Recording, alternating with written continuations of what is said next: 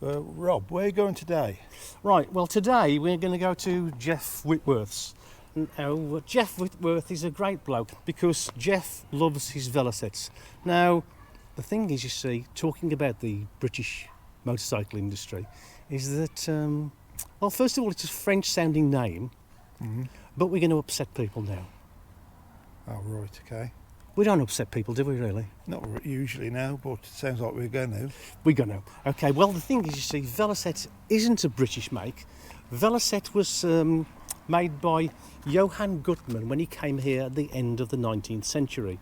In 1911, he formed a company in Hall Green, Birmingham, and called it Velocette. Later on, he changed his name to Goodman, which just helped him a little bit, you see. He married a lady called Elizabeth, and they had two sons, Percy and Eugene. The thing is about Velocette is they were quite innovative, but they're distinctive too in their style of their engine. So we're going to have a chat now with Jeff. Well, that sounds interesting. Good, let's get on with it. Afternoon, this is the Classic Motorcycle Channel. This afternoon we're talking to Jeff Whitworth and we're looking at Velocettes, but specifically the Venom Clubman. The Venom Clubman, Yeah. okay. Now then, Jeff, you bought your first Venom in 1984. Yep. What sort of a state was it in? Well, it was a standard Venom, that's been thruxtonised, you see, with the thruxton mudguards, fuel tank, oil tank, etc. So it was a bog standard Venom, chrome guards, steel wheels, all the rest of it. So my intention was to production race a Velo, so all I did was strip it down. I didn't put it on the road at all. How old were you at this time? That's about 84, so I was about 40 odd. So after World War II then? Just a bit after. Just a bit. Time, you know. Why choose the Velocette? I mean, you know, it's I'd had Velos from day one, so right. It was in the DNA. So what was it that you did that made the Velocette go quicker? Right. The engine was stripped completely.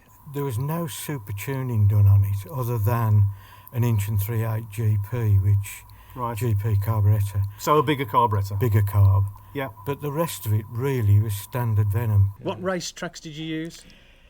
Alton Park, Mallory Park, Silverstone, Lyddon, Scarborough, you know, North Wales, Anglesey circuit there. Yeah. Were you any good? I could have been quicker, I think. But Could have been quicker. I won the class in my class a few times, you know. What sort of motorcycles were you competing against? Right, it was production class racing, so Yes. usually the category was 250 up to 1000cc. Right, that's quite a broad category. Yeah.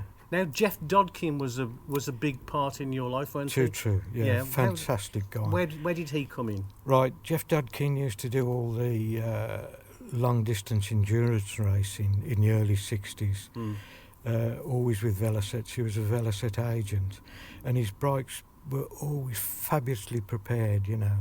And he always had class riders on them. And they used to win the category 9 times out of 10. Now, you say you were part of a motorcycle team in a sidecar with somebody named Toombs, was it? Yes, Maurice Toombs. Maurice Toombs, okay. And you did that for how many years? I did sidecar racing for 12 years. 12 years? With Harry Knight and Maurice Toombs. Right. So, And you were the guy in the sidecar? Yeah. What's the skill of being a good sidecarist? I mean, you're just not there as a sack of potatoes, are you? No, you move about, you get to know the driver mainly. Yeah. And you get to know what they do. And then you just keep your weight over the back wheel on right-handers, lean out on left-handers, be in the right position when you're braking hard, you know, and things like that. Yeah. You said it was like a marriage. You think never did get married, did you? Now, how important is it, because you've been associated with a club for some time, haven't you? How important is it if a person is thinking about... Well, let's think about the club first of all. Is it a load of old guys sitting round a pint with a straw? It could be. It could be, okay. Now, it's cafe racer style, isn't it? Cafe Yeah. racers have come into their own over the last Yeah, few years, yeah. and you know, and they're turning out some very, very nice, beautiful bikes. But this is cafe racer, isn't it? We've got clip-on handlebars for a start. We've got rear sets, haven't we? Yeah. So it's really, it's one of the early cafe racers. You see, that was how it was raced. The only difference with that bike when I was racing it was there was no headlights on it. There was, you know, a nose cone, and the back light was removed. Yeah. Other than that, that's how it was raced. Right. So the clip-on bars were a necessary, you know, evil to get your head down and get out the wind like with it. Yeah. Yeah. Okay. Well, I'm looking forward to having. As I say, it's been 50 years since I've had a ride. Now, the gears, of course, and now they're on the right, aren't they? Yeah. And is it 3 up and 5 down? Wishful thinking.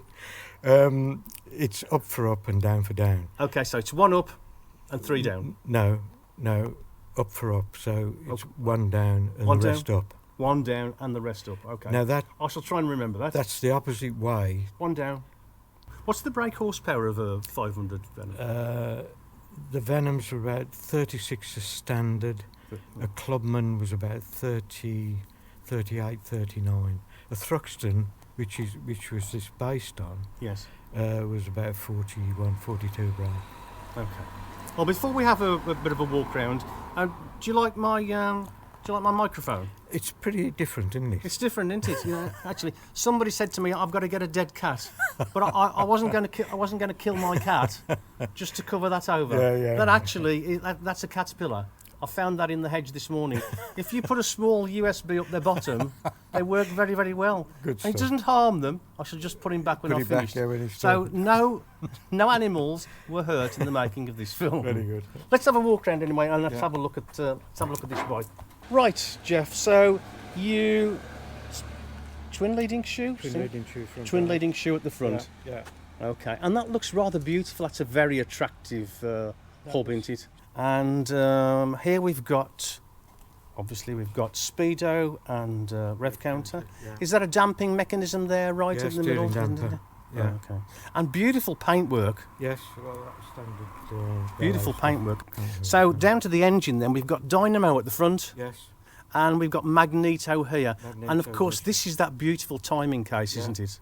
Now Velocette had this rather innovative changing Yes. mechanism Yeah. for the rear suspension, didn't Yeah. they? Well, I think the best thing to do now is that we're going to go for a ride, and you're going to follow me on your... Yeah, on the duck. Well, here we are sitting on one of the great cafe racers of all time, the Velocette 500 Venom. I hope you can hear me over the sound of this lovely engine. The last time I was on a Velocette was 50 years ago. There was a group of us teenagers, and we didn't have a kickstart. We used to have to bump start it. There was 5 of us. The 5 of us would run along.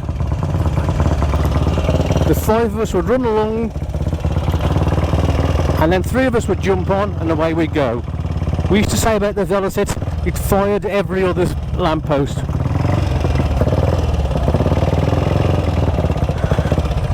And its turning circle is about the same as well.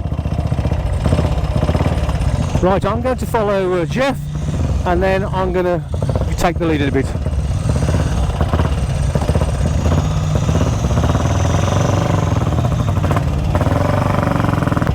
Have to keep this revving because with a GP carb they don't tick over particularly well. Slip the clutch and away we go. It's a long first gear.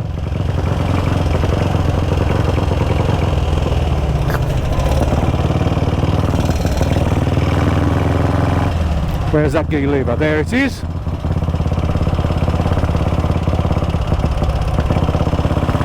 You know, this feels less vibratory than the Bonneville Road last week. A lot better.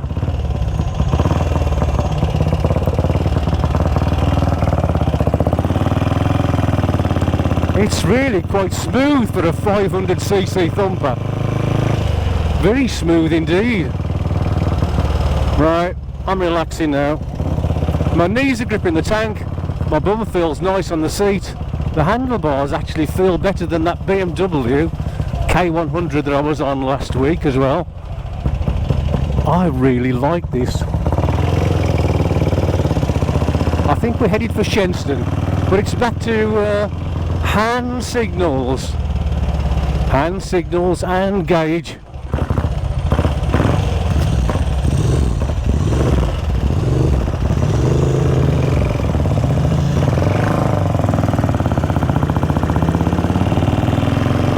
Let's try fourth and fourth. Gears are nice, positive now that I know where they are, and I haven't ridden with rear sets either for a long time. Jeff's in front of me on his Ducati, but we won't talk about those. As I was saying earlier on, the last time I rode these was when I was a teenager, and we were quite naughty really. We had this 500cc Mac, and we used to ride it up and down the Birmingham Canal, which was in the late 1960s, and we'd take it in turns. We'd go over there in the summer with a gallon of petrol and fill the tank up occasionally, and we'd just belt up and down the canal and take it in turns, and it was pretty fab. We're now just out of Aldridge, about 5 miles east of Walsall, and heading for Shenston. Maybe some nice country lanes.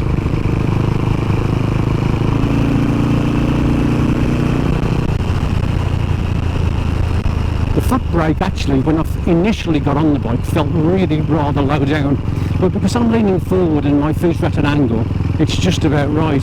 Really rather nice.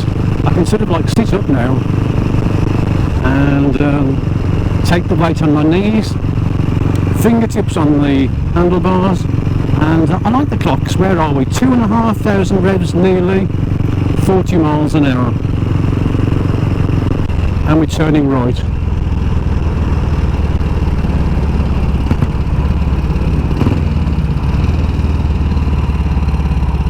And I've got my arm out for a bit anyway. Into second, keep that throttle going, and I'm using the front brake, which is really quite effective. I love that way it goes thump thump thump when you drop the clutch. Oh, this does take me back 50 years. Right, I'm going out in front now. That's it. Bye bye Ducati. Hello B roads. And we're into third. Oh, I've got this gear lever down to a T. It's just taking that exhaust note.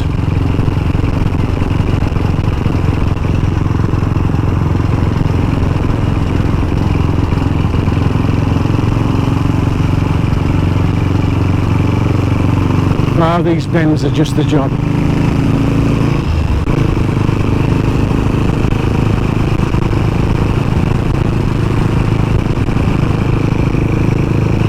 Miles an hour, just under 3,000 revs. The suspension's a bit firm, but then again, it was designed for racing. Got a little dinky mirror there, and it actually works.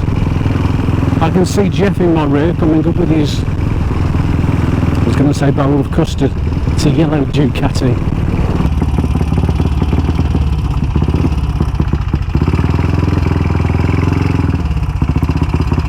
You okay? Yeah. We going back? Yeah. Okay. Sounds great. Good. It smells lovely. Ah, fantastic. You okay? Yeah, I'm fine. Yeah. Right. Give it a bit of wellow. You what? Give it a bit of wellow. Give it to me. I did. A bit of wellow to the Velo. The Velocette 500. Well, certainly the Venom is a really beautiful bike. It's very comfortable and easy to ride, and quite smooth too. And I'm very grateful to Jeff, and of course the club here.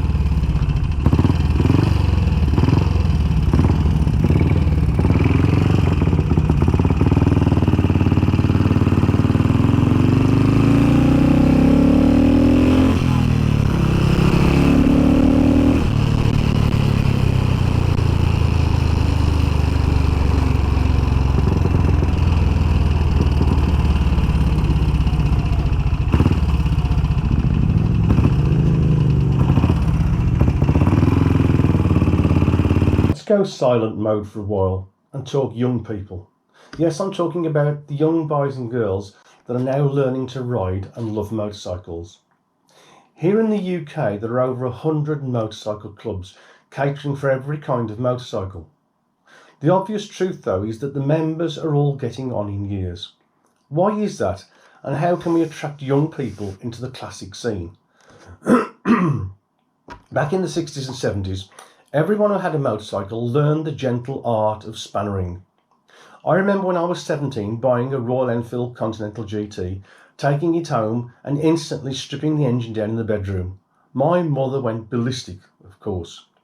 But I learned what a piston was, how it drove the crank, the difference between a big end and a small end. And yes, when I put it back together, it never was quite the same, and I had a few washers left over. But it was a learning process. However, we have lost the days when father passed down the spannering skills to their children, and since the 1990s, motorcycle technology has effectively robbed people of the ability to maintain and service their own bikes. I despair when I hear of young guys who take it to the shop to have an oil and filter change. Modern motorcycles are now wedded to the world of computers and computer mapping to set the ratio of fuel to air to ignition. That's why us older ones need to infuse the joy of doing a job yourself. Then standing back and getting that sense of satisfaction that you, and not the mechanic, has cleaned out the calipers and bled the brake lines.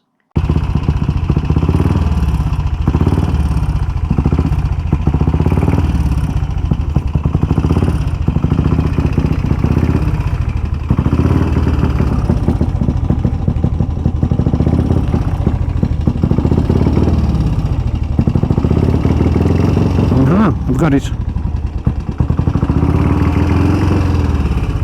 Will it tick over? Nope. Well, there we have it. Thank you. That's great. And that's the Velocette Venom 500. I'm so glad that guys like Jeff keep their Velocette singles for riding and not just as a museum piece. Velocette never did achieve the status and sales of BSA or Triumph, but their 500 and 350 singles are very much prized today. So let's finish off with some very nice stills and thank Jeff Whitworth for showing his pride and joy. If you'd like to see more classic machines, tune in to the Classic Motorcycle channel and subscribe. Ride safe.